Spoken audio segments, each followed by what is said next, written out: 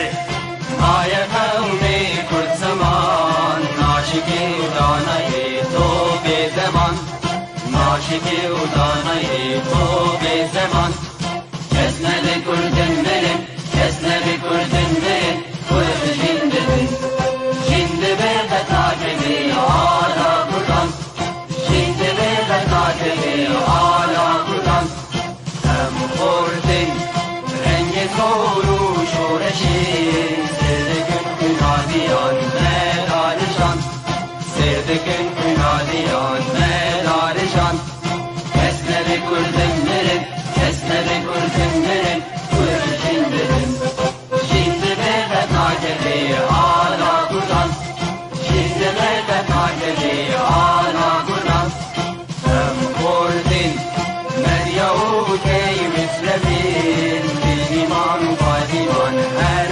اجتماع دیمان و پادیمان کرد و کردستان کس نبی کردن برن کس نبی کردن برن کرد جندبن جندبه بتاکبی آلا کردن جندبه بتاکبی آلا کردن راوی کرد را گوی سرفی و شیران بابقی نشیدگن تاجی جیهان بابقی نشیدگن تاجی جیهان کس نبی کردن برن کس نبی کردن برن کرد جندبن جندبه بتاکبی آلا کردن جندبه بتاکبی آلا کردن کردنون هر حاضر و آمادنه جان فدانه جان فدا هر جان فدا جان فدانه جان فدا هر جان فدا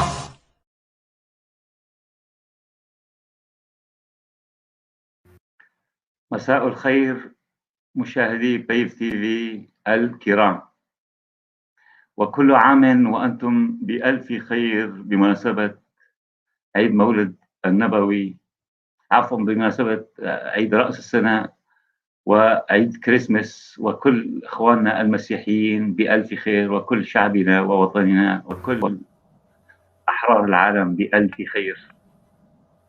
مشاهدينا الكرام، أهلا بكم في هذه الحلقة الجديدة من برنامجكم حواراتنا، والتي نناقش فيها اليوم موضوعا هاما جدا جدا ومتعدد المفاهيم والتعريفات السياسية والقانونية المعقدة بتفاصيلها الدقيقة، ألا وهو الوطن والانتماء الواقعي له.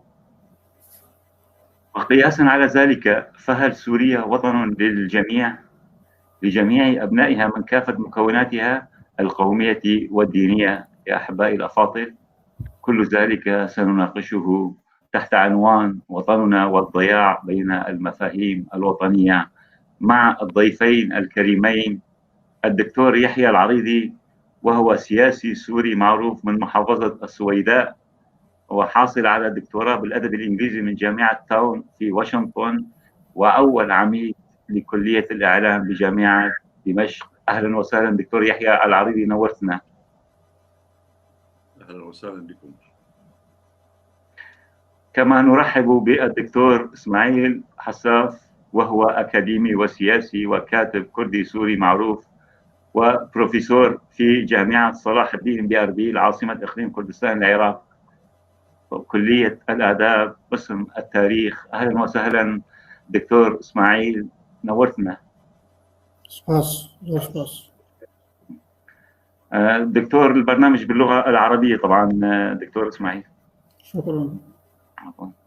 دكتور يحيى، بداية حبذا لو نعرف الوطن قانونيا وسياسيا وروحيا، أقصد بالانتماء الروحي. تفضل دكتور يحيى.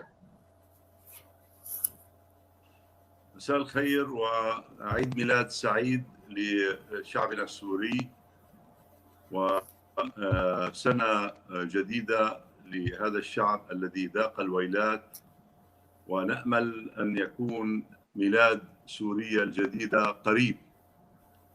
شكرا دكتور سليمان، وشكرا لضيفك الكريم. ولفتني في بداية البرنامج تلك العبارات الموجودة في النشيد: Let no one say that the Kurds are dead. لا يمكن لأحد أن يقول أن الكرد ماتوا أو ميتين. هم أحياء وهم أهلنا وهم أصحاب حق وأصحاب مظلومية، وعاشوا مثل كل الشعب السوري لفترة زمنية قاربت النصف قرن من الويلات والظلم والاضطهاد والاستبداد على يد عصابة استهدفت كل ملمح من ملامح حياتهم النفسية والاجتماعية والاقتصادية والسياسية. موتت كل شيء، لكن بامتلاكهم قوة الجبابرة استطاعوا الصمود خلال كل هذه العقود، وخاصة هذا العقد الماضي، حيث استخدم هذا النظام الفاجر مختلف أنواع الأسلحة، واستدعى كل ميليشيات القتل، ثم اضطر لاستخدام قوة عظمى تحميه بالفيتو سياسيا في مجلس الأمن، ويستمر باضطهاد السوريين. لكن كل ذلك الكابوس لابد أن ينتهي بتعاضد السوريين جميعا مهما اختلفت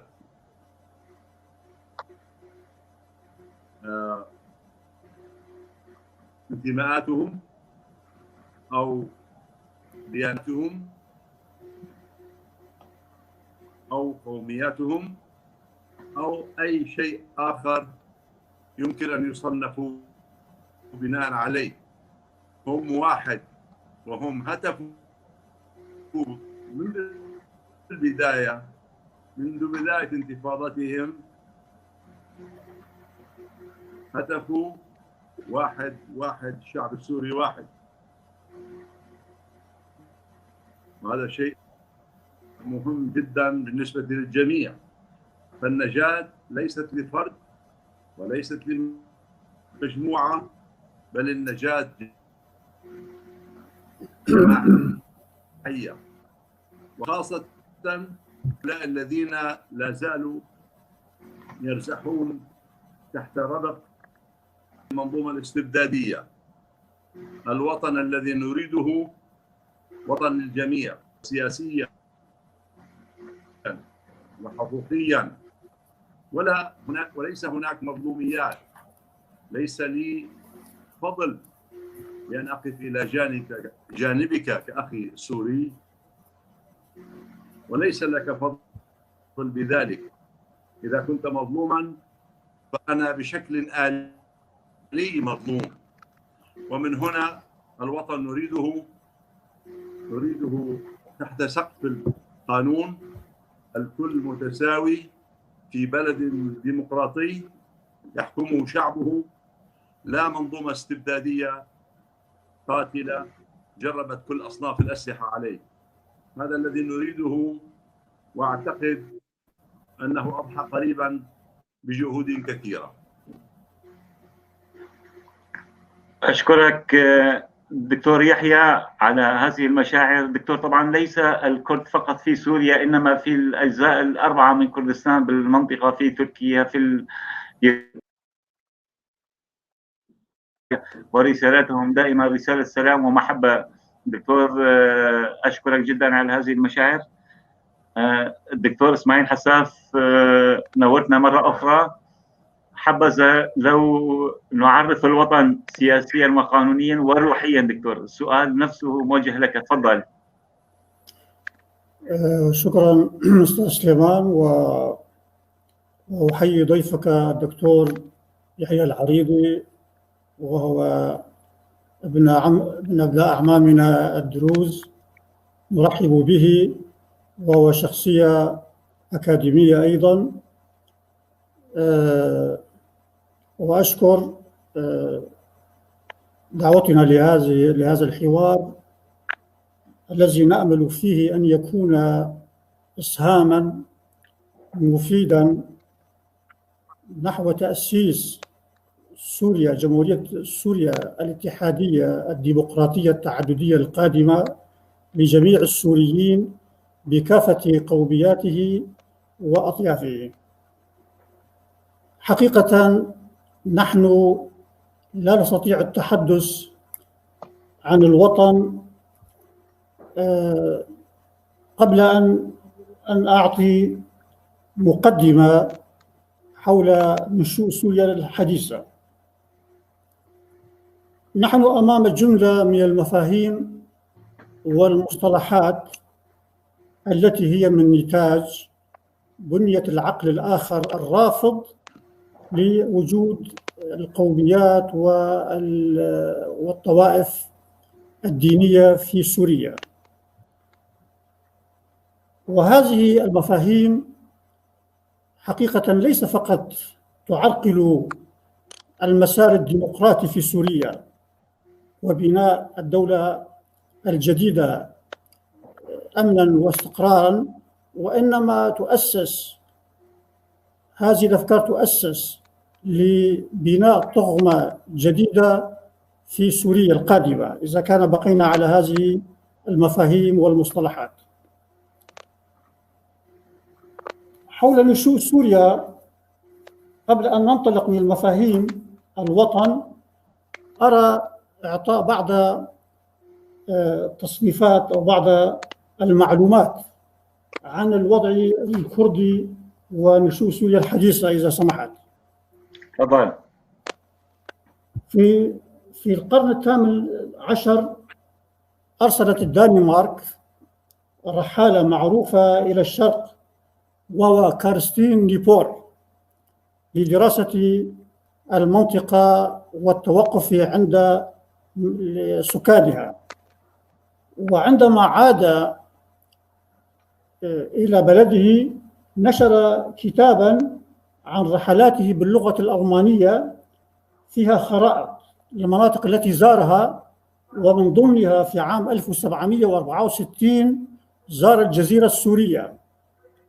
وفي كتابه هذا كتب عليها على الخارطة حسب الأبجدية الألمانية أسماء العشائر الكردية الموجودة في الجزيرة في تلك الفترة، وهي 5 عشائر من الشرق إلى الغرب، وهي آشيتان، ملان، تشيشانيان، كيكان، دقوريان، وذكر اسم عشيرة عربية واحدة هي عشيرة طي.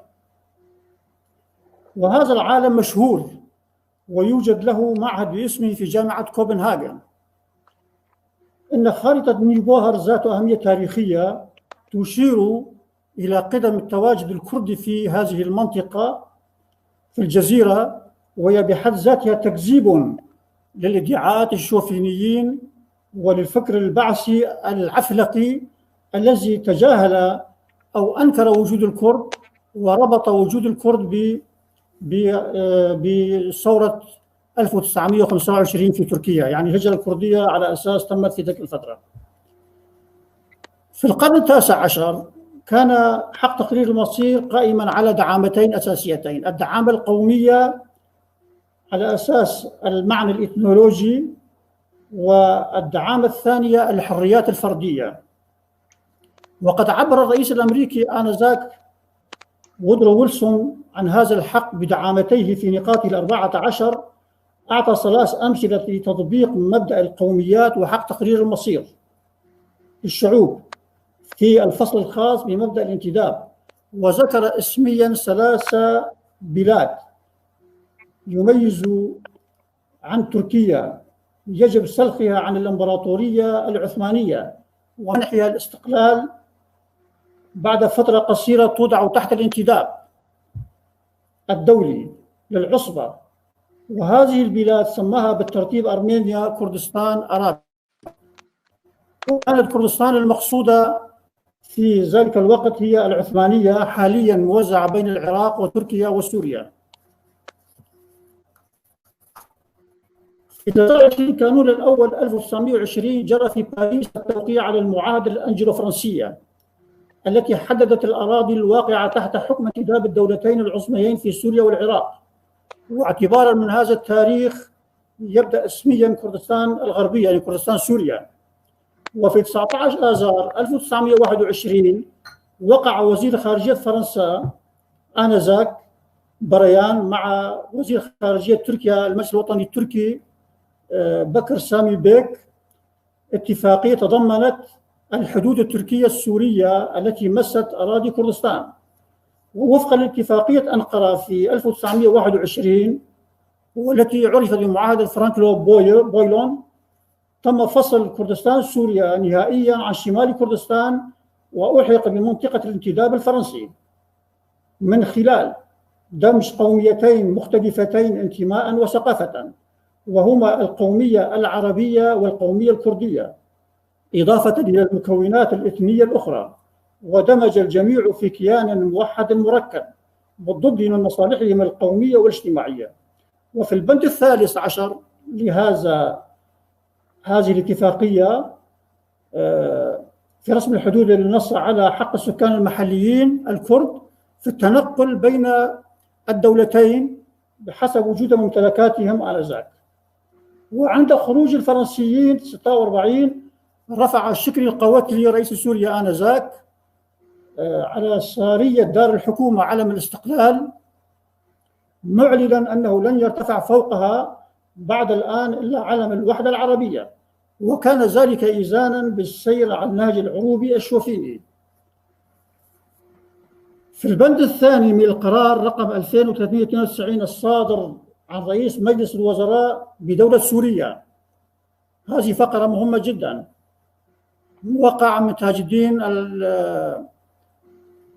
الدين الحسني لما كانت تاج الدين الحسيني لما كانت حكومة الجمهورية التركية أعادت إلى الدولة السورية بعض الأراضي بناء على اتفاق الموقع عليه في أنقرة بتاريخ 29 حزيران 1929 بشأن تعيين الحدود التركية السورية وتثبيتها باتفاقية دولية. وكانت المصلحة تقتضي بالنظر إلى بعد هذه الأراضي بتشكيل لواء منطقة الجزيرة لترويج مصالح الأهليين، وعلى اقتراح وزير الداخلية يقرر يشكل لواء في الجزيرة مركز الحسكة ويضم قضائي الحسكة والقامشلي والأراضي المنسلخة عن تركيا والملحقة. هذه عبارة والملحقة، هذه طبعا من رئيس الوزراء آنذاك تاج الدين الحسيني، المنطقة الملحقة بالدولة السورية بين حدود قضاء القامشلي ونهر الدجلة. وطبعا هذه الاتفاقية منشورة في جريدة العاصمة آنذاك العدد 17 دمشق 15/9/1930. حتى أن تركيا آنذاك دعت بأن هذه الجزيرة هي التابعة لتركيا بسبب التركيبة السكانية الغير متجانسة الذين يختلفون عن العرب.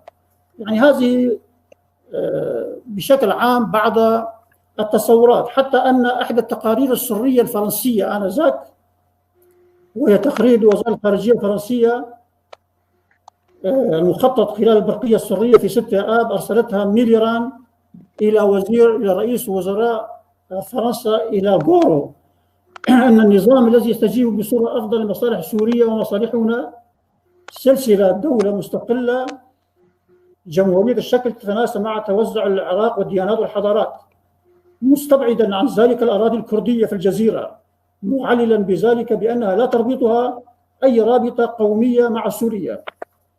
يعني الآن هذه بعض الحقائق عن سنعود إليها دكتور إسماعيل نشوء سوريا. وهذه البداية طبعا نحن الآن يعني ضمن دولة واحدة وسوريين، لكن يعني هذه المسائل حتى نرد على بعض الأفكار التي ترفض يعني وجود القومي الكردي في سوريا. هذه كمقدمة. تمام دكتور، سنعود إليك بعد أن ننقل ما قلته للدكتور يحيى العريضي. دكتور يحيى، دكتور إسماعيل سرد الوثائق التاريخية إن كانت دولية أو محلية تؤكد وجود شعب يعيش على أرضه تاريخية في سوريا. فلماذا الآن النظام والمعارضات بشكل عام ترفض الاعتراف بالوجود القومي الكردي في سوريا؟ لماذا يصرون على أن يكون اسم حتى اسم الجمهورية العربية، اسم سوريا الجمهورية العربية السورية؟ الائتلاف والمعروض بشكل عام لحد الآن يرفضون تغيير الاسم. فلماذا هذا النكران للآخر أو إلغاء الآخر، عدم الاعتراف بالآخر؟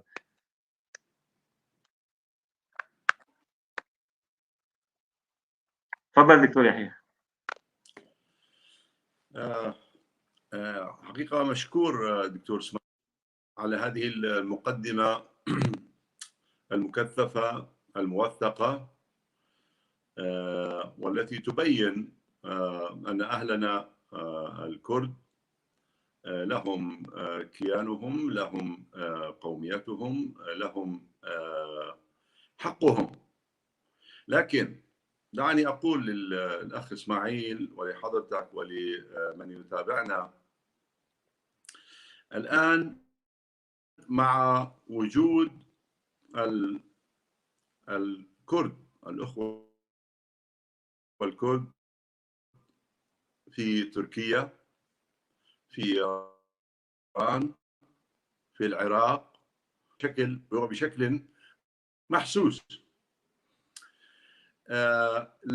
ليس بقدرتي ولا بقدرتي ولا بقدرتك ولا بقدرة أحد الآن أن يقرر المصير للأمور، لا في تركيا ولا في إيران ولا في العراق ولا في سوريا.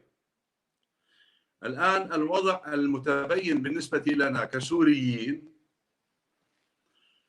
أننا نريد أن ننقذ بلدنا بشكل أساسي، وهذا ما دعوت إليه في مقدمتي، بأن هناك مظلومية وتلحق الجميع، وكانت فعليا بارزة أكثر بخصوص الأخوة الكرد. الآن المسألة مختلفة نسبيا علي العفلقي أو البعثي أو الأسدي أو ما شابه ذلك، ليس مختلفا عما كان يحدث في العراق ولا عما كان يحدث في إيران ولا ما يحدث في تركيا. الأمور بشكل عام لها هذا الطابع. جميل أن نستشهد بمؤرخ ورحالة وأن يتحدث عن عشائر وعن عشيرة. على سبيل المثال قد يأتيك 3 أو 4 أو 5 عشائر أخرى سميت مجموعة، قد يكون 10 أضعاف العدد، لكن هذا أمر قد يضللنا، قد يحرف الانتباه عن الواقع الذي نعيشه الآن. بالنسبة لنا كما ذكرت، لا نستطيع أن نغير شيء بهذا إلا إذا كنا يد واحدة، وأقرينا جميعا بأن المظلومية تلحق الجميع، وأن الأمر الوحيد الذي يمكن أن ينجينا هو أن نكون يد واحدة، لنكون في وطن يحكمه القانون والكل يلتزم بذلك، ولا فضل لشخص على آخر ولا تمييز لإنسان على آخر، وحق الجميع محفوظ ضمن نواظم القانونية تنظم حياة الجميع. الآن وهذا الواقع الموجود، وكما يقال هذه الواقعة أمامنا في حالة نزف مستمر، وآتي الآن أن أقول كما أرى على سبيل المثال بيت في حالة تدمير، ويأتي أحد الأبناء ويقول أنا أريد حصتي مميزة، أريد كذا ألف، أريد الأرض الفلانية، أريد البيت الفلاني، أريد كذا كذا. الآن المسألة تأخذ هذا الشكل. ربما أخوته يقولون له دعنا نلملم ما بين يدينا ثم ننطلق. أنا أحاول أبسط الأمور حتى يكون هناك حقيقة تجاوز لما نحن به. إذا بقي هذا التناقض موجود وبقيت تلك الحدية وذلك التراشق، المستفيد الوحيد هو المضطهد الأزلي الذي سبب هذه المظلومية، الذي سبب هذا الاضطهاد، الذي استمد كل هذا الوقت، هو الذي يرتاح، وكل من يعادي الجميع أكان الكرد أكان العرب، كل من يعاديهم عمليا، لأن لا انتماء له، ليس إسلاميا بالمطلق، ليس عربيا بالمطلق، ليس كرديا بالمطلق، له ديانة واحدة هي ديانة الاستبداد، وهو يستبد بالجميع. هذا هو الهدف الآن الذي أسعى إليه حتى أنقذ هذا الوطن. تقول لي إن لم أحصل لحقي الآن في هذه الفترة الزمنية، وإن لم يقر إخوتي بهذا الموضوع، فأنا في مشكلة. أقول لك معك حق تماما، وسيكون هناك تمييز فعلي، وسيكون هناك لحظ أساسي. دعني أكمل هذه العبارة. لحظ أساسي في الضوابط الناظمة للحياة السياسية السورية في الدستور لهذه المسائل. هناك إخوة لنا، كان من الكرد، كان من السوريان الأسوريين، كان من التركمان، كان من مختلف الأقليات. الآن هناك مشكلة ستلحظ قانونيا في الأدبيات القادمة الناظمة للحياة السورية. وبالتأكيد إذا كنا جميعا متساويين تحت القانون، تحت سقف الوطن، أعتقد ذلك هو الطريق للنجاة. تمام دكتور، سأرد عليك بنفس مثالك. إذا كان رب البيت أو الوالد ظالما مضطهدا يفضل أحدا على الآخر، فلذلك من حق من بده يشارك بذلك بناء ذلك البيت أن يضمن حقه وفق الدستور، وفق القانون الذي أنت ذكرت أنه هناك ضوابط. فيجب أن يكون هناك يعني اعتراف من الإخوة الثانيين بأن يكون اللي بده يعمر هذا البيت ضمانة بالمستقبل له غرفة بذلك البيت. الآن نرى دكتور للأسف غالبية المعارضات، وأنت أحد المعارضين الذي نفتخر بهم، غالبية المعارضات أو إن لم نقل كل المعارضات والرئيسية خاصة الائتلاف السوري لحد الآن يرفضوا حكم التعدد الفيدرالي. أحد الكتاب المثقفين الكبار العرب، لا أريد أن أسميه ولكن كان صديقا عزيزا، وحينما قلت له الفيدرالية انجن جنونه. لماذا هذه النكران لحق الآخر؟ يعني لنجعل لنتحد في سبيل نردع ظلم الأب عن ذلك البيت.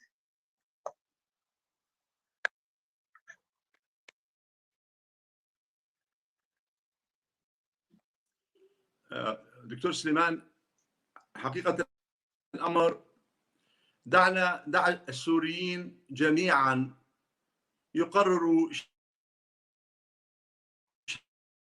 الشكل السياسي لحياتهم المستقبلية. تكون لهذه الدولة الصفة الفلانية وهي لا زالت عليلة ولا زالت تحت سلطة الاستبداد، ولا زال جملات على أرضها، ولا زال الروس يتحكمون بمصيرها والإيرانيون. أنا أريد فقط أن نخلص هذا البلد من تلك المنظومة الاستبدادية ومن جملة الاحتلالات، وجميعا هم الذين يقررون النمط السياسي والشكل السياسي لبلدهم. بالتأكيد اللامركزية مسألة مهمة جدا، لكن لا أريدها أن تؤدي إلى سوريا بطريقها إلى البعثرة إن لم نكن يد واحدة ونشعر بمظلوميات بعضنا ونشعر بالاضطهاد الذي تعرضنا له طيلة كل هذه السنوات. كما قلت في حديثي في البداية، قلت أن الأخوة الكرد تعرضوا لمظلومية قاسية وكنا نرقب ذلك ونلاحظه، لكن كما يقال بالعامية ما باليد حيلة. هناك حالة مضطهدة ليس لهم، هم بالعلن ولا بسرية وبهدوء لكل الناس. نحكم من قبل عصابة استبدادية ظالمة. الآن دعنا نكون يد واحدة وسنقرر في المستقبل بشكل طبيعي كيف يكون الشكل الذي تكون عليه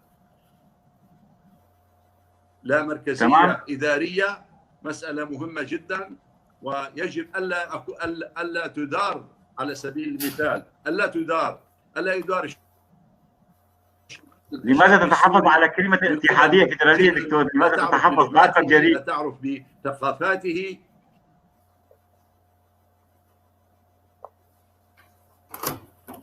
ليست المسألة مسألة تحفظ، وليست المسألة مسألة نص الحق الدستوري الآن ليقرر السوريون كل ذلك. ما يمكن أن ينتج عندما تضع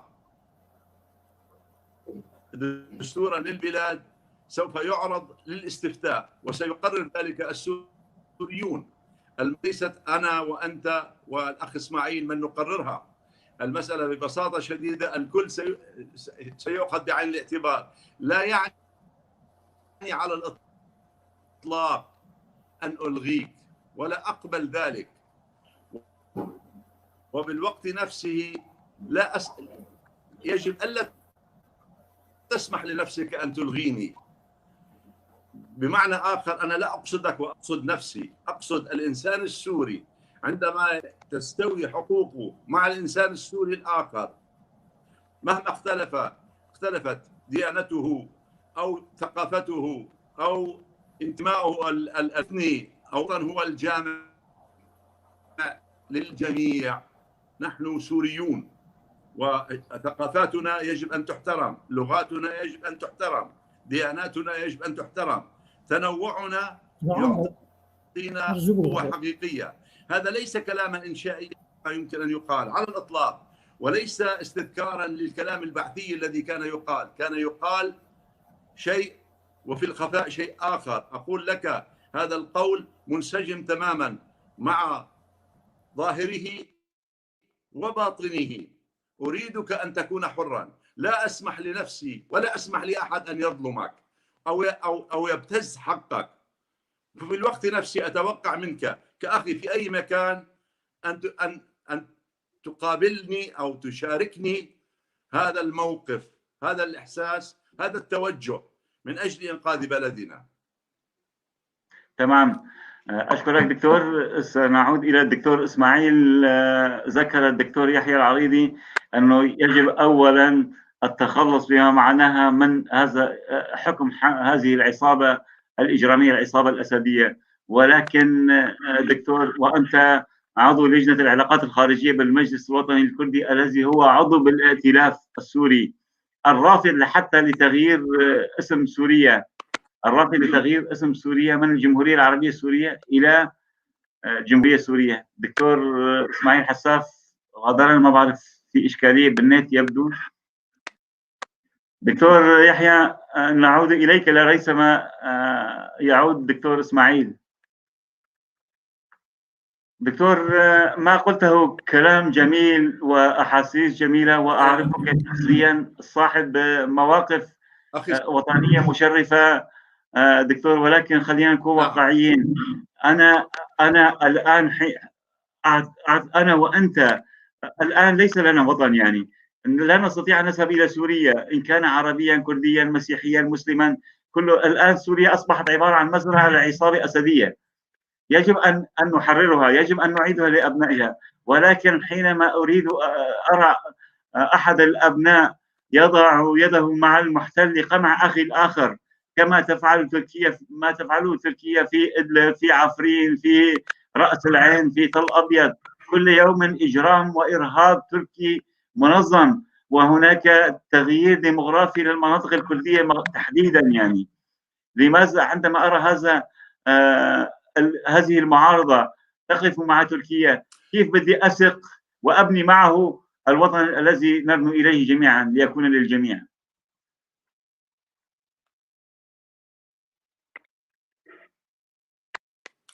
أخي سليمان، في معرض حديثك تذكر الائتلاف، تذكر بعض الجهات المعارضة. أنا أتحدث لك كمواطن سوري، أتحدث لك كجزء من هذه الانتفاضة السورية للخلاص من الاستبداد ولعودة هذا الوطن لأهله، وليس لعصابة، وليس لتقديم مخابرات العالمية وتقديم مختلف الخدمات لها. ليس غريبا أن تصمد هذه المنظومة الاستبدادية كل هذه السنوات إلا لأنها قدمت خدمات جليلة لمختلف الاستخبارات العالمية حتى تدعمها وحتى تنال ذلك الدعم من قوة عالمية. روسيا كان على صعيد عسكري، سوخوي تذكر ما فعلت في السوريين، والفيتو في مجلس الأمن الذي حمى منظومة الاستبداد. عمليا تذكر تلك الجهات. أنا لست في موقع الدفاع عن أحد، أنا أدافع عن ذلك الإنسان السوري مهما كان شكله، مهما اختلفت انتماءاتهم أو إيماناتهم أو أي شيء آخر. أريدهم لهذا البلد المساهم بالحضارة الإنسانية أن يضعوه ثانية على سكة الحياة، وأن نشترك جميعا في هذا الأمر. وأي فرقة موجودة الآن أو أي صراع أو أي توتر موجود بين الأطراف المظلومة جميعا هو عمليا حصانة واستمرار لهذه المنظومة الاستبدادية. لن تحصل على حقك ولن أحصل على حقي، ولن ترفع المظلومية لا عنك ولا عني ولا عن أي سوري إذا استمر هذا التوتر واستمرت المنظومة في حكم والسيطرة على الجميع. من جانب آخر تتحدث عن بعض الدول التي تستهدف. دكتور، في الأستاذ خليل قادر بيسألك الأستاذ العريضي، هل بالإمكان البحث عن حل مثالي يرضي كل الأطراف، يقصد الأطراف السورية وحل وجل الأطراف المعارضة السورية، عربا كانوا أم كردا، يمثلون أجندات الدول التي تحميهم؟ أو سأزيد في الموضوع أكثر اللي مشغليهم ودعميهم بالسلاح. يعني هذا السؤال يردده غالبية الشعب السوري يعني تقريبا. نعم. السؤال يقال بالإنجليزية this is the $1,000,000 question، يعني سؤال المليون. تمام. هل هناك حل يرضي الجميع؟ لا أعتقد أنه سيكون هناك حل يرضي الجميع. نحن نقوم من حالة عليلة جدا، كما ذكرت في حديثي 5 عقود، وقبلها حالة من الاستقرار في سوريا، المستعمر الفرنسي من هنا، وكانت سوريا تنام على نظام وتصحى على انقلاب.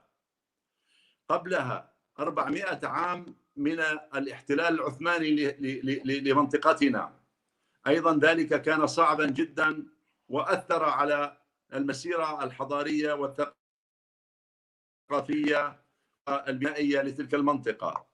بعد ذلك عام 1970 حتى 2020 نصف قرن من الزمن تدجنت الحياة، الكل بحالة اضطهاد. لا أريد أن أسرد السردة التاريخية.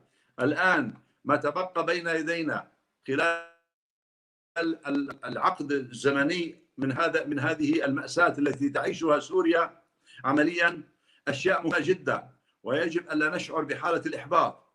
هناك قرارات دولية بين يدينا وتحفظ الحق السوري، لكن علينا التمترس عندها. هناك ملفات إجرامية قام بها هذا النظام وهي حية وتتابع.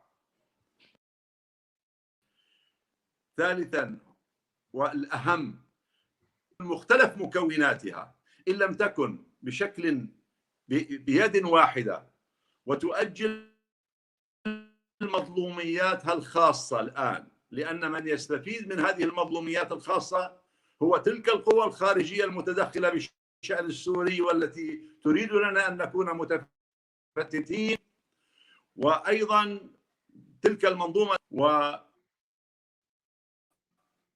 والبقاء في السلطة مدعمة من قوى عظمى اللي هي روسيا، من قوة ميليشيا واضطهاد اللي هي التدخلات الموجودة. أعتقد الإشارة على تركيا. بالمناسبة لست بصدد الدفاع عن أي دولة ذكرت إعلاميا في كل المنابر والمحطات، أنا لا أريد قدما أجنبية على أرضي مهما كانت. بالنسبة لي أنت الأهم، أنت ابن بلدي. هذه هي القصة. وعمليا الأمر الذي كان يستفيد منه النظام خلال العقود الزمنية الماضية، يشعر المسيحي تجاه السني بالعداء، يشعر العربي تجاه الكردي بالعداء، الكردي يشعر بالعربي مضطهد. العربي لم يضطهدك، والله لم يضطهدك. عمليا هناك من اضطهد العربي والكردي معا، من اضطهد السني والمسيحي والدرزي وغيره. هناك منظومة استبدادية لا طائفة لها إلا الاستبداد والظلم والقهر. هذا الذي عشناه، وهذه هي المأساة الأساسية. ربما يبدو كلامي أو يسمع ككلام مثالي، لكن هو النجاة الوحيدة بالنسبة لنا. ونتمنى سوريا تنجو بإنجاب المزيد من الوطنيين المحترمين أمثال الدكتور يحيى العريضي. نعود إلى الدكتور إسماعيل حساف. أهلا وسهلا مرة أخرى دكتور إسماعيل، تسمعني الآن؟ دكتور إسماعيل؟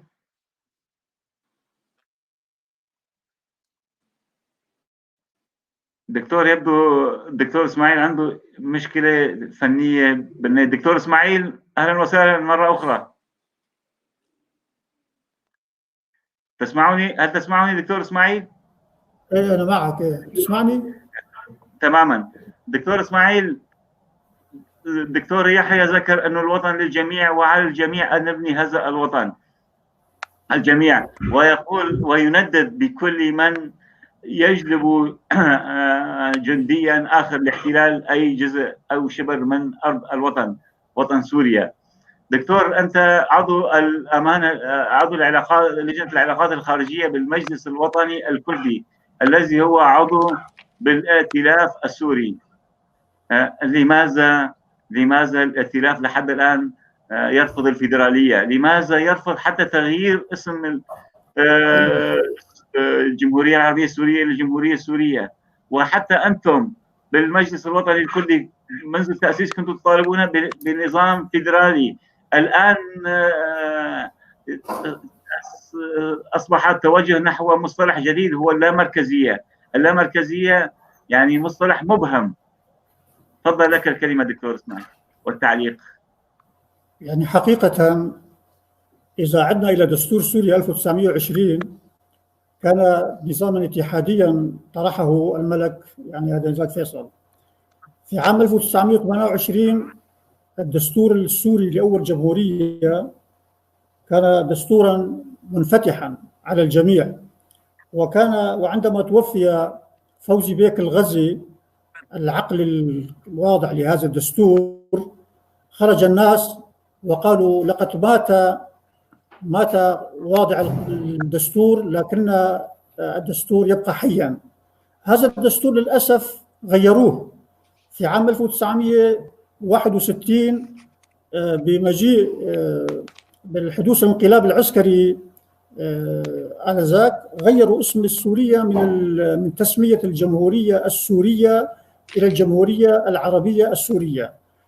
وهذا الأمر نحن نعلم أن الحركة الكردية في سوريا أقدم المعارضات منذ نشوء خيبون 1927 ونشوء الحزب الديمقراطي الكردستاني فيما بعد الكردي 57 من أقدم المعارضات. وعندما كان الشعب السوري والمعارضات السورية خائفة أن تخرج إلى الشارع كان الكرد يقومون بالمظاهرات، ونعلم انتفاضة قامشلو 2004.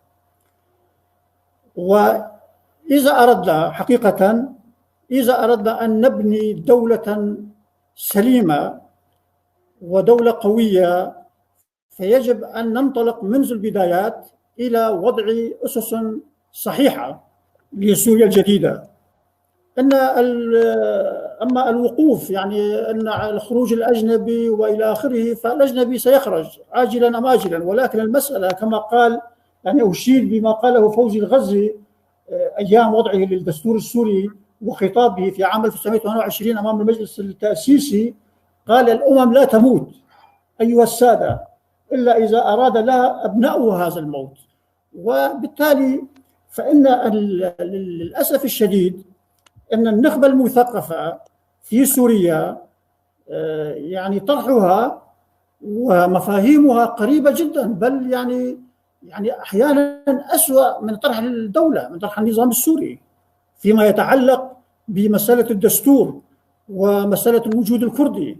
وهذه مسألة خطيرة جدا. يعني إذا كان من البداية نسير على هذا النهج الشوفيني الرافض لوجود قومية كردية ونضع أسسا صحيحة لبناء دولة اتحادية، فهذه مصيبة سوف تبقى سوريا لفترة طويلة تعاني من هذه المشاكل. ولكن دكتور إسماعيل، أنتم بالمجلس الوطني الكردي وعضو بالائتلاف لحد الآن، أنتم كمجلس تنازلتم وأصبحتم تراعون المشاعر العاطفية للائتلاف حينما تطرحون عبر وسائل الإعلام، وأصبح الشارع الكردي يمل منها مثل اللامركزية المبهمة. فلماذا نحن لن نتنازل عن الفيدرالية، يعني لا زلنا ندافع عن هذا الحق في الدستور.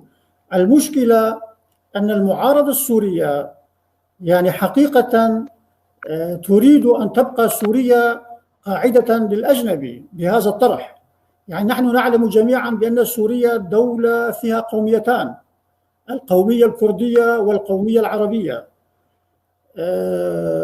ولولا وجود يعني دليل على ذلك أن المشروع الإحصاء أقليات أخرى دكتور، أقليات قومية أخرى ودينية أخرى، أقليات أخرى، تركمان وشركس وأرمن والمسيحيين والكلدان أشور كلهم موجودين، لكن القوميتان الأساسيتان حيث تم ضم قسم من كردستان مع القسم العربي، وبالتالي هذا لا بد من الاعتراف به. وكما قال الدكتور كمال اللبواني منذ فترة، حقيقة الذي عرض نفسه كشخص ديمقراطي يطرح بأنه يجب الاعتراف بالشعب الكردي في الشرق الأوسط والأدنى كرابع شعب إلى جانب الفرس والأتراك والعرب. أما تجاهل القضية الكردية كما فعلها البعث منذ 50 سنة، فهذا أمر سوف يهدد إلى عرقلة المسيرة السلام والاستقرار، لأن حقيقة المسألة الكردية مسألة مزمنة في سوريا، وبدون حل القضية القومية ومنها القضية الكردية سوف لن تعم الاستقرار والأمن في سوريا. ونحن في الائتلاف وليس في المنطقة ككل، يعني الشرق وفي المنطقة ككل. أنا عندما طرحت هذا الموضوع التاريخي لا أبغي من وراء ذلك نحن بصدد تشكيل دولة كردستان، لا، نحن سوريون وجميع برامجنا تدعو إلى وحدة سوريا وحل القضية الكردية في الإطار السوري. ولكن النخبة المثقفة السورية والمعارضة يرفضون جملة وتفصيلا جميع المبادئ الأساسية المتعلقة بالمسألة الكردية. يعني الإدارة الذاتية كان في عهد البعث، أيضا هناك نظام محافظات، ما الفرق بين نظام محافظة ولا مركزية؟ هي نفسها ولن تغير شيئا. وأن هذه السياسة للمعارضة حقيقة يعني هي تؤسس لحالة انفصالية أو لحالة روح يعني انفصالي، رد فعل لدى الفئات الأخرى من الكرد وغير الكرد. يعني مثلا نأخذ العراق 1993 كان الإقليم كردستان منطقة شبه دولة، ومع سقوط النظام البعث 2003 كانت كردستان شبه مستقلة، والكرد شكلوا دولة العراق الفيدرالي في العراق. الآن بعد مرور كل هذه السنوات لا زالت بنية العقل العربي الموجودة في الدولة العراقية رافضة لحل المسألة الكردية. وهذا الأمر أيضا يتعلق بالأخوة السوريين، وبالتالي فإن هذا الطرح سوف يفتح المجال لتدخلات أجنبية، وسوف يهدد الأمن الوطني شئنا أم أبينا، لأنه بدون الحل القضية القومية في سوريا سوف لن تأتي الديمقراطية بأي شكل من الأشكال. وبالتالي فإن شخص مثل الدكتور يحيى العريضي، وكمعارض ودارس في أمريكا الدولة الديمقراطية، أول دولة تضع دستورا اتحاديا، وساكن في فرنسا بلد الثورة الفرنسية، يعني أعتقد أنه يجب النظر إلى الوضع بشكل عقلاني وبشكل واقعي. فالكرد حقيقة، يعني القضية الكردية حقيقة. وأنا ممكن يعني أشير ببعض الآراء إذا كانت تعطوني المجال، أو بعد رد الأخ يحيى العريضي على هذه المسألة. تفضل بس باختصار شديد. يعني مثلا إذا أردت أن بعض الآراء المتعلقة مثلا آراء بعض العرب، لا دكتور اسماعيل، ليس آراء العرب، ما يعني ما يعني مثلا أعطيك تعليق على ما قاله الدكتور يحيى العريضي. لا تفضل. لا أنت هل لك تعليق على كلام الدكتور يحيى العريضي؟ الدكتور يحيى العريضي يعترف يعني وقالها، يعني شعب أصيل يعيش على الأرض في سوريا. نعم. الدكتور يحيى ببداية الحلقة أكد أن الكرد شعب أصيل يعيش على أرضه تاريخيا. يعني أنا أشكر هذا الطرح، لكن النظرية لن تكفي. يعني أنا عندما عرضت مقدمة تاريخية حاولت أن أبين في هذه المقدمة أن هناك ظروفا تاريخية معينة أدت إلى تأسيس دولة حديثة لسوريا، يعني سواء كانت سوريا أو العراق، يعني هي دول كانت تحت انتداب الفرنسي والبريطاني، وتشكلت بدمج قوميتين ومع القوميات الأخرى. ومن هنا فإن الفصل في هذه المسألة يجب الانطلاق من حقيقة تاريخية، أن هناك في سوريا شعب كردي له أرض وله صاحب، يعني له تاريخ خاص مميز. يعني للكرد وطن هو كردستان، وللعرب وطن، وبالتالي جزء من كردستان ضم إلى سوريا، ونحن سوريون. لكن يجب حل هذه المسألة في إطار الاعتراف المتبادل بين القوميتين وحماية حقوق الآخرين. أما الإدارة اللامركزية فهذه سوف لن تلبي لا مطالب الشعب الكردي ولا مطالب سوريا عموما، لأنها لن يعني كجسم مريض يحتاج إلى علاج نهائي وليس إلى علاج يعني مؤقت مزمن. تمام، هذا ما سنقوله إلى دكتور يحيى العريضي. دكتور يحيى العريضي، بس دقيقة إذا سمحت لي. يعني مثلا الأستاذ هلال ناجي حقوقي يقول أن القومية الكردية حقيقة واقعة، وأن من صالح القومية العربية أن تعترف بحقهم في تقرير مصيرهم ضمن اتحاد فيدرالي أو كونفدرالي، فيكون هذه بداية تعاون وإخاء مستديم، وإلا فهذا الشعب سينال حريته بقوة السلاح عاجلا ماجلا. ثم يقول أن الشعب الكردي يشكل أمة لها كل مقومات الأمم من أرض ولغة وتاريخ وعادات وتقاليد وأحلام وتطلعات، ونحن كعرب يجب كما نحب الحرية لنفوسنا أن نحبها لغيرنا أيضا، وأن التاريخ العربي والكردي دائما تاريخ محبة وتعاون. ومن هذا المنطلق ندعو المثقفين والمعارضة أن يغيروا من بنية العقل العربي الموجود للأسف، الذي هو نتاج المنهج البعثي والبرجوازية العربية والضباط القوميين الذين أرسوا مناهج، يعني مناهج شوفينية في سوريا. يجب يعني العمل من أجل تغيير بنية العقل لدى الآخرين في هذا المجال، والانطلاق نحو وضع مفاهيم ومصطلحات جديدة مفيدة لكل سوريا. شكرا. أشكرك دكتور إسماعيل. دكتور يحيى، يعني حينما نطالب بالحقوق لا نطالبها من العربي الذي نعرف أنه مقموع أيضا، يعني ما بعرف انقطاع، ولكن سنستمر يعني.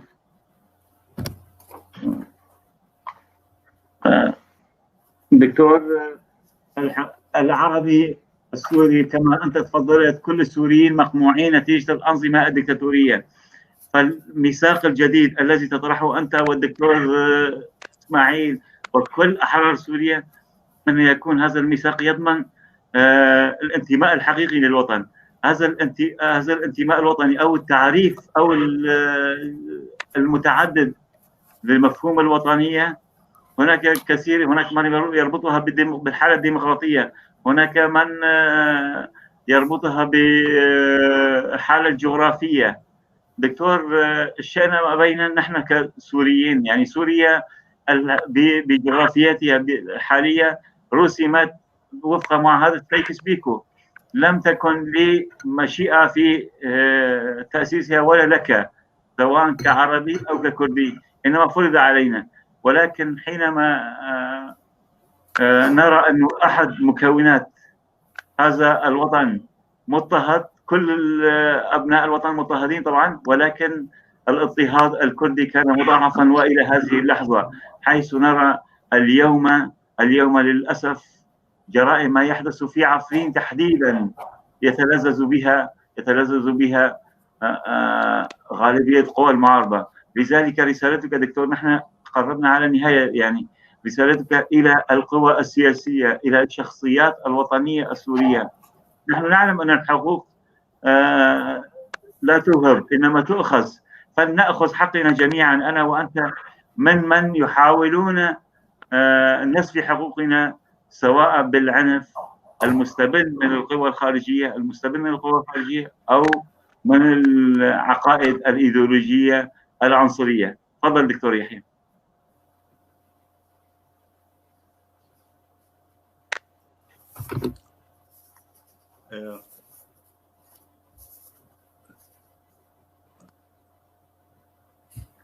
تفضل. أنا حقيقة لم أسمع لهذه الجلسة،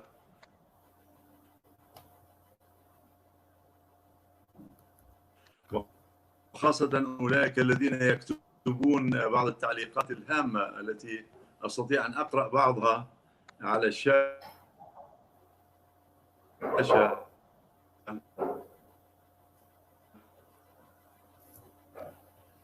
تفضل دكتور، تفضل. أستاذ خليل قادر كما أقرأ، وأعتقد تماما حساسة ومهمة جدا لا بد من أخذها بعين الاعتبار. هذه الثقة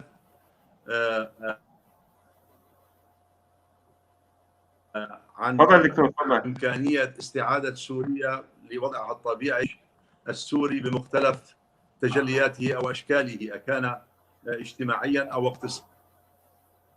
اقتصاديا أو عسكريا أو نفسيا أو خدراتيا إلى آخر. أننا نحتاج واحدنا إلى الآخر، ولا أستطيع أن أقاوم ذلك المستبد الخارجي عند الروس أو من أي نقطة في الدنيا. لا أستطيع أن أقاوم هذا الغازي، هذا الطامع، وهذا المشتري الداخلي، إن لم أشعر بمنظوميتك وأيضا تميز أنت بأنني معك في حالة لن تتمكن من من أخذ حقوقك، ولن أتمكن أنا ذكرت الثقة التي بين يدينا، لدينا قرارات دولية مهمة جدا تتحدث عن تغيير، عن انتقال سياسي في البلد. هناك ملفات إجرامية تتراكم وتفتح في مختلف المحاكم الإقليمية في أوروبا، وأيضا إضافة إلى ذلك من يستشعر الوضع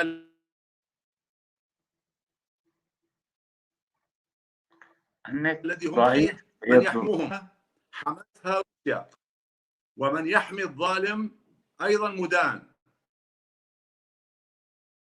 من يحمي المجرم أيضا مرتكب. جانب آخر، تعرفون أن هذه العقوبات التي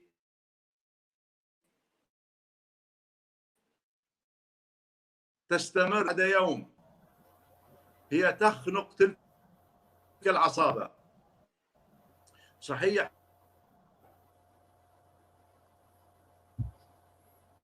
بشكل أو آخر وأكثر، إلا أن مأساوي جدا، أنا أدرك ذلك. هم مستنقع، ومن هم موجودون الآن يريدون أن يخلقوا التوتر حتى يشغلوا العالم. أعتقد أن هذا العالم كما السوري، لكن السوري مضاعف وضعه، تعبوا من هذا الوضع، وأعتقد أن النهاية أضحت قريبة. لكن نحتاج الآن أن نكون يد واحدة. أنا أحتفظ بذاكرتي وبقلبي وبروحي ما تعاني منه، وعليك أيضا أن تحتفظ بذهنك ما أعاني منه حتى نعيد بلدنا إلى سكة الحياة. أيضا تعليق آخر ضمن المكون الكردي، أنا لا ألتفت إلى ذلك، ونريد أن نتخلص من هذه المظلومية ومن هذا الظالم الذي مارسها. هناك أيضا أخوة آخرون طرحوا أمور كثيرة حقيقة لابد أن نقاربها، كما يتحدث عن مستقبل المعارضة. ما هو مستقبل المعارضة بعد الخلاص من هذه المنظومة الاستبدادية؟ أستطيع أن أتحدث عن نفسي وعن جملة من الأشخاص. أنا لا أعتبر نفسي معارض، لا أقبله على أحد، ولو قابلته لكنت بقيت حيث كنت يعرف الناس كيف كان وضعي، لكن لم أقبل ذلك. حاولت بالبداية أن أنصح بعدم استخدام عسكرية، وحذرت من أن البلد كآخرين من أن البلد سيكون فيه دم كثير، سيدمر. لكن ذلك الكلام قدرت ظهر من الجانب الآخر مستقبل هؤلاء الناس. الآن أعتقد هناك من يطمح، وعن كثيرين لا نريد أن يعودوا إلى بلد يعتزون به، بلد الحضارة البشرية، بلد مهم جدا لنا جميعا، وأعتقد نحتاجه ونستحقه ويستحقنا هذا البلد لنا جميعا، أكنا كردا أم عربا أم سوريان أشوريين أم تركمان، كل الأصناف نحن تحت سقف القانون، وسنعيد سوريا إلى ذلك، وهذا مصدر ثقتي وأراها قادمة. قد تطول لكن نعمل عليها ونحتاج جهود الجميع. وذلك كلنا ننشده ونتمناه، ولكن دكتور أخشى ما أخشاه أن يكون حالنا وحال المعارضات العربية بتذكرنا بعام 48 حين نشوء دولة إسرائيل ورفض العرب المطلق لها، وقالوا سنرميها بالبحر، وبعدها قرارات 67 العودة إلى حدود 67 رفضوها، والآن لم ينالوا شيء بنتيجة إصرار والتعنت، يعني لم ينالوا أي جزء. يعني الدولة الفلسطينية راحت، لو العرب اعترفوا بقرارات دولية العودة إلى حدود 67 تكون فلسطين الآن دولة. نحن الآن نتمنى دكتور ألا يكون هناك تعنت نتيجة التعصب القومي.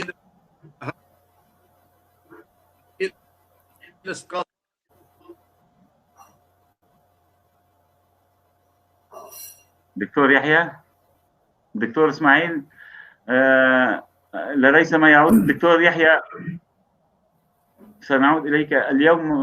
ما بعرف ليش النت والحالة التقنية متعبة عندنا جميعا يبدو. دكتور أنا سألت دكتور يحيى ونفس السؤال لك دكتور. الرفض الآخر لأي حق من حقوق شركاء شريكه بالوطن ألا يشكل ذلك مقدمة لانقسام ذلك الوطن، لهدم ذلك البيت الذي نسميه وطن؟ الوطن لن يأتي إلا باعتراف بالآخر، احترام حقوق الآخرين الموجودين. هنا أريد أن أشيد بما كتبه دكتور كمال لبواني في 8/9 مقالا في موقع الليفانت تحت عنوان مشروع الدولة الكردية القادمة، تتضمن رؤية جديدة من الطروحات والأفكار. ويطرح الكاتب نفسه كديمقراطي حامل لرفع تصوير مسار رؤية المثقف العربي في الاتجاه الصحيح تجاه المسألة الكردية. يقول: اسمعوا نصيحة بورقيبة، مثل ما قلت يعني أستاذ سليمان، واعترفوا بالقضية الكردية. عام 1947 المشروع السوفيتي كان تشكيل دولتين، دولة لإسرائيل ودولة فلسطين. رفضها العرب ودخلوا في حرب، انهزموا بعد 5 أيام، وبالنتيجة 1993 وقعوا على اتفاقية أوسلو بإنشاء حكم ذاتي للفلسطينيين في الضفة والغزة. المسألة أستاذ يحيى يعني يتحدث عن الوجود الأجنبي، نحن لسنا مختلفين معه في هذا المجال، ولكن نحن بصدد مسألة بناء سوريا الجديدة. أولا، حتى تنجح هذه الدولة يجب تغيير اسم سوريا من تسمية الجمهورية العربية السورية إلى الجمهورية السورية، لأن إضفاء طابع العروبة على الجمهورية يعني إلغاء للآخر، للكرد والآخرين أولا. ثانيا، يجب الانطلاق من الاعتراف بالشعب الكردي في شرقين الأوسط والأدنى كرابع أكبر قومية إلى جانب العرب والفرس والأتراك. هذا من ضمن الضرورات التي تتطلبها المرحلة. والشعب الكردي في سوريا جزء من سوريا، ولكن يجب الاعتراف بأن سوريا دولة اتحادية مكونة من قوميتين أساسيتين، العرب والكرد. ثانيا، وأنا وياك نطالب الزميلة أفين إبراهيم بالاتصال مجددا بالدكتور يحيى العريضي. وصلنا إلى النهاية ليكون له كلمة. دكتور تفضل.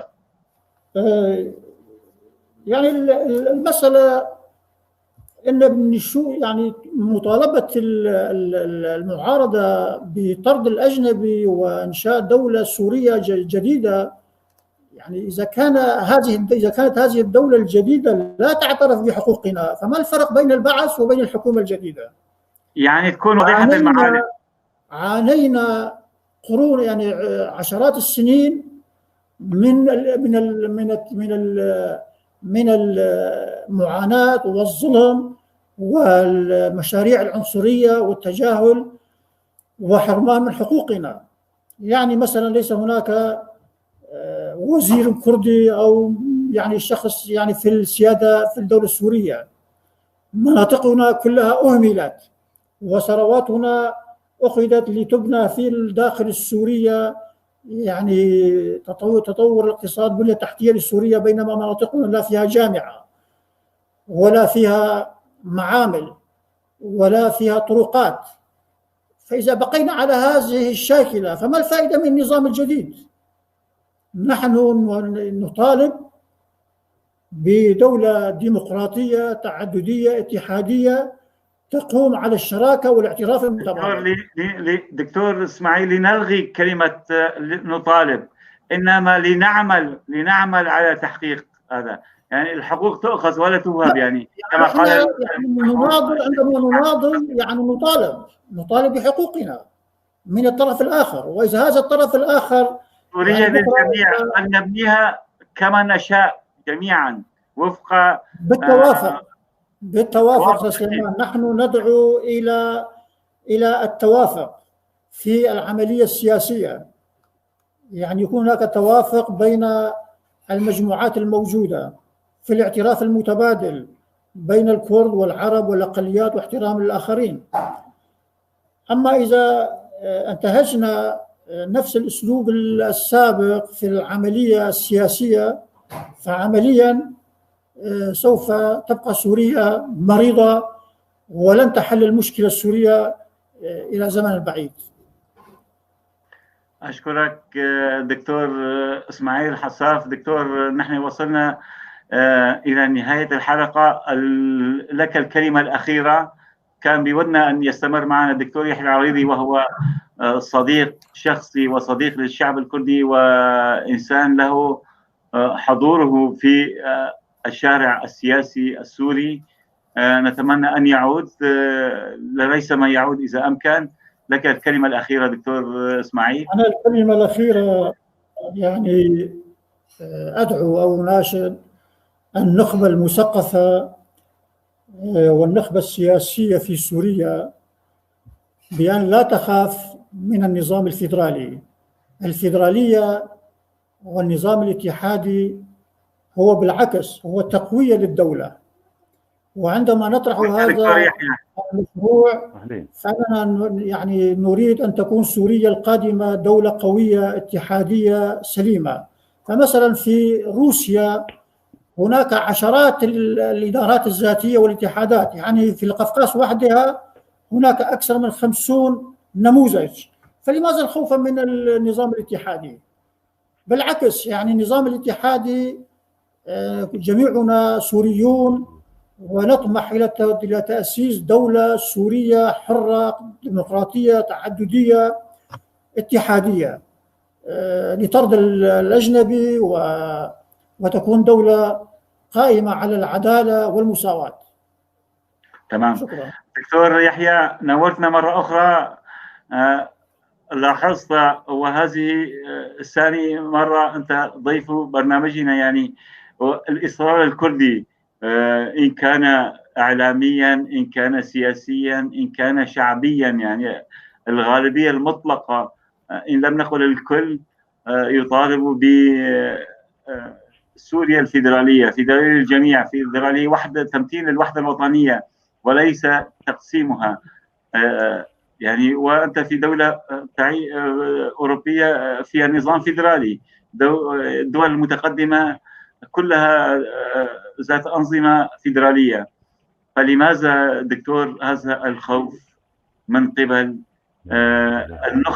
السلطة السورية ونخب المعارضة؟ حتى المثقف العربي يرفض يعني الاعتراف. ألا يذكرك بذلك الرفض العربي بحدود بدولة إسرائيل، وكانوا بده يرموه بالبحر، ثم بعد قرارات مجلس الأمن دعا إلى تأسيس دولتين والعودة إلى حدود 67 ورفضوها ولم ينالوا شيء، والآن يطالبون بجزء ما كان. دكتور يحيى،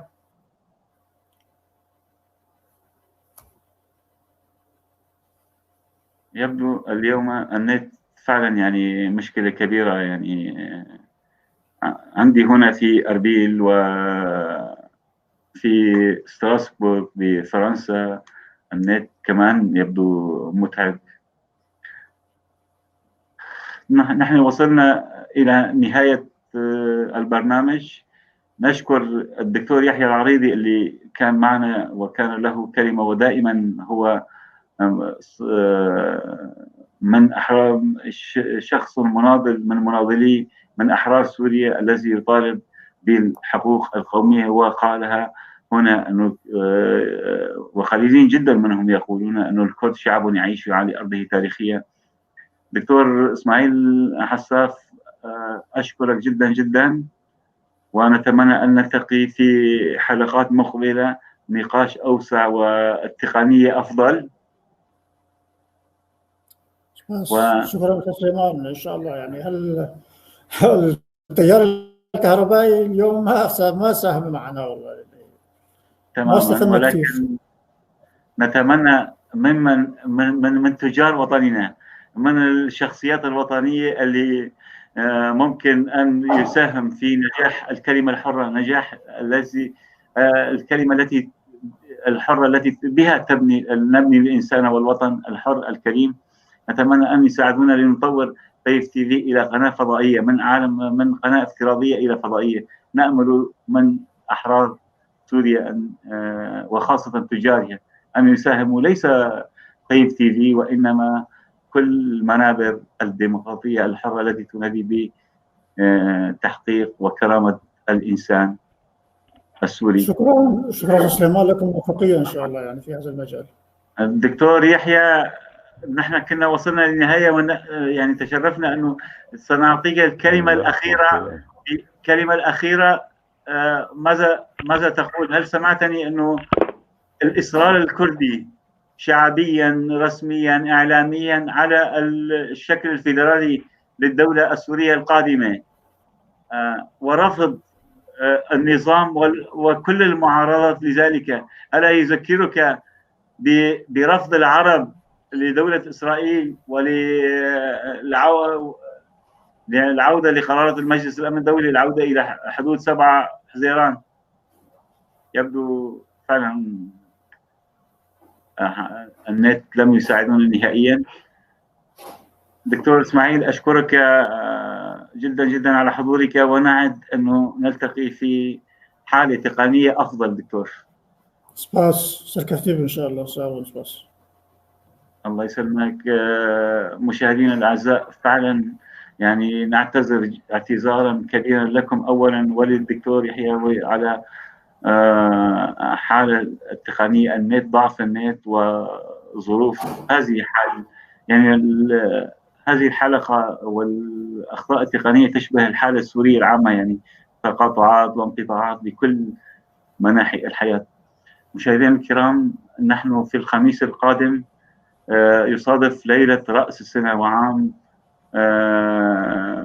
نهاية عام 2020، عام اللي كابوس، عام اللي أكثرية البشرية عانت، عام مليء بالويلات، عام كورونا، عام دمار. نتمنى أن يكون عام 21 عام خير وسلام لشعبنا. نعتذر ونوعدكم بأن الحلقة القادمة من برنامجنا سيكون يوم الجمعة. دكتور يحيى، نورتنا مرة أخرى. دكتور، ما بعرف شو قصدت، هل سمعت سؤالي الأخير؟ والله لم أسمع سؤالك الأخير. حاولت أنا أقصى جهدي تقنيا، لكن يبدو أن النت عندكم ما واضح. أنا بشكرك دكتور سليمان، وبشكر الأخ إسماعيل. أنا لست دكتور. سؤالي الأخير سأعيده عليك. سؤالي الأخير دكتور سأعيده عليك. تفضل. طالما عدت دكتور، السوريون بشكل عام والكرد السوري تحديدا مصرين شعبيا يعني جماهيريا وإعلاميا وسياسيا على أن تكون شكل الدولة القادمة فيدرالية، والمعارضات والنظام مصرة على رفض ذلك. ألا يذكرك الرفض برفض العرب لقيام دولة إسرائيل، وثم القرارات مجلس الأمن الدولية بالعودة لحدود 7 من حزيران، والآن يطالبون بجزء بسيط مما ورد في تلك القرارات الدولية ولم ينالوها. ألا تخشى رفض الشارع السياسي بالنظام والمعارضات للفيدرالية يشكل تهديدا، سيندمون ندما كبيرا على ذلك، تهديدا لمستقبل سوريا؟ دكتور سليمان، المسألتان مختلفتان تماما. القضية السورية تختلف تماما عن القضية الفلسطينية. في فلسطين أتت مجموعات من مختلف أصقاع الأرض واحتلت بناء على وعد مشؤوم تلك الأرض. بالنسبة ونفس الحالة عندنا في لسوريا سوريا، ما في واحد عالمي اجى على سوريا واحتل ارض سوريا. ايران تحتل، روسيا تحتل، تركيا تحتل، يعني كل العالم تحتل، يعني امريكا تحتل. عفوا، بالنسبة لسوريا كانت عمليا إضافة للاحتلالات التي تتحدث عنها، كانت محتلة من قبل منظومة استبدادية. وهنا الفرق الأساسي. بالتاريخ يندر أن تجد نظام يقتل شعبه. هذا هو الفرق الأساسي. أعتقد أن المسألة عرض في ذلك الوقت، وأبو رقيبة قال شيئا حول فلسطين، ثم جرى الندم عليه ورفض، ثم بدأ البحث عنه والتمسك به والرغبة بوجوده. هذه مسائل مختلفة عن طرح مسألة الفيدرالية والندم عليها لاحقا أو شيء من هذا القبيل. هناك نتحدث عن حق في بلد، عن وطن. هنا نتحدث عن نظام أو منظومة سياسية من حق السوريين جميعا أن يقرروا الشكل الذي ستكون عليه دولتهم.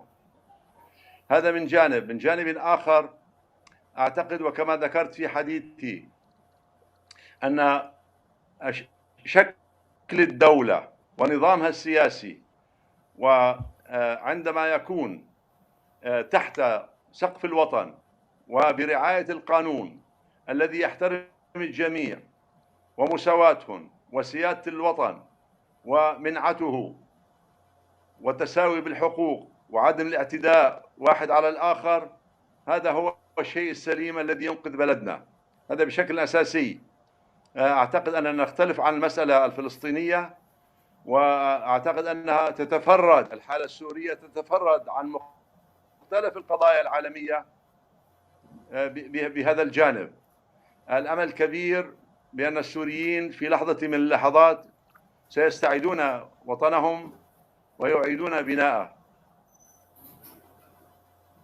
تماما، أشكرك جدا دكتور يحيى العريضي. نأمل ذلك كلنا، نأمل أن نعود إلى سوريا، أن نعود إلى سوريا سوريا التي ننشدها جميعا، ننشدها كأحرار وليس كمرتزقة يأتمرون بأوامر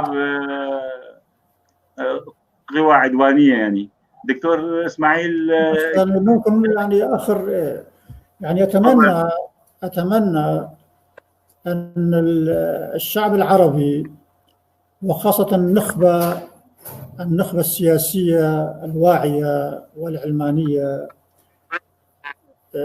فالشعب العربي عانى طويلا من التتريك على يد العثمانيين ومن الفرنسة في المغرب العربي والمشرق العربي على يد العثمانيين، وناضلوا من أجل تحرير بلادهم، أن لا يحاولوا فرض التعريب أو العروبة على الآخرين كردا وغير الكرد. ثانيا، نحن بسوريا حقيقة بحاجة إلى شخصية مثل جنرال ديغول الذي عندما استلم السلطة في فرنسا، والدكتور يحيى الموجود الآن بستراسبورغ، اعترف بحقوق الجزائريين. نتمنى أن تكون سوريا القادمة سوريا صحية، اتحادية، علمانية، ديمقراطية، تعددية، وإلا فإن جميع السوريين سيعانون من المشاكل ومن العنف ومن الاضطهاد ومن عدم الاستقرار لفترات طويلة جدا. حل المسألة الديمقراطية في سوريا تبدأ بحل المسألة القومية، وعلى رأسها المسألة القومية الكردية، مع توفير حقوق جميع الأقليات والطوائف الأخرى في البلاد. وشكرا للأستاذ يحيى، ونتمنى أن يكون له تأثير ودور في سوريا المستقبل على أسس ديمقراطية وعلمية. وشكرا. وشكرا لك أستاذ سليمان على هذا المجال. أشكرك. بآخر دقيقة دكتور يحيى، إذا كان لك رد أو آخر كلمة توجهها للشعب السوري. نحن حلقات، يمكن مئات الحلقات، لا يكفي عن بحث الوضع السوري، عن مفهوم الوطنية، عن مفهوم الديمقراطية، علاقة الوطن بالديمقراطية، علاقة الوطن بالحرية، كلها مصطلحات نتمنى أن تشفى منها الحالة السورية وتعود إلى الحالة التي ترضي الجميع. تفضل دكتور يحيى.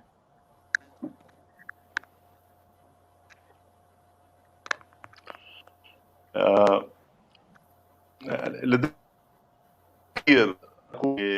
الشعب العظيم، شعب الجبار، نحن لا لأنفسنا أفراد ولم ننتخب ولا ندعي تمثيل كل الناس. نحن فقط، أنا شخصيا أتصرف بضميري وبتربيتي ومن أجل أطفال سوريا ومن أجل هؤلاء الذين قضوا بسبب الاستبداد والاحتلالات، ومن أجل أمهات. حقيقة لا أحد في الدنيا يعرف المشاعر التي يعيشون السوريون. يتفردوا بهذه المعاناة، وأعتقد أنهم دفعوا الفاتورة الأكبر. جميل عليهم، هم دفعوا الفاتورة كاملة، وأعتقد أنهم يستحقوا أن يستعيدوا بلدهم. الآن نتحدث عن أكثر من 10 ملايين إنسان تبعثروا داخلا وخارجا، ويستحقوا أن يعودوا عودة كريمة في بيئة أمنة حرة، في بلد مستقل لا احتلال فيه ولا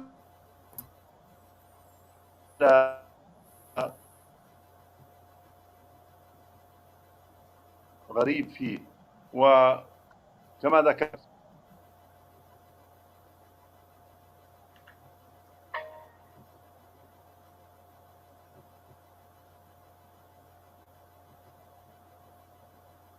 يبدو قطع النت.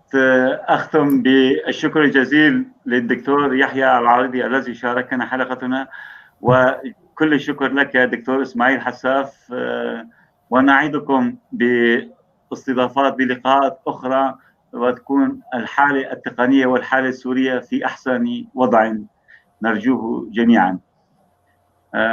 مشاهدينا الكرام، كل الاعتذار لكم أولا على ضعف الحالة التقنية، ضعف النت، سواء عندنا في أربيل بعاصمة إقليم كردستان العراق أو في حتى فرنسا. وانتظرونا يوم الجمعة القادم، برنامجنا كل خميس، ولكن لظروف رأس السنة الجديدة سيكون 1/1/2021. الحلقة بنفس الوقت، الساعة 9 بتوقيت أربيل، والثامنة بتوقيت قاميشلو، والسابعة بتوقيت أوروبا. انتظرونا يوم الجمعة، ستكون حلقة استثنائية مع الدكتور حازم النهار والمهندس صلاح علمداري. وكل عام وأنتم بألف خير، ودمتم بألف خير وبرعاية الله. كل الشكر دكتور إسماعيل.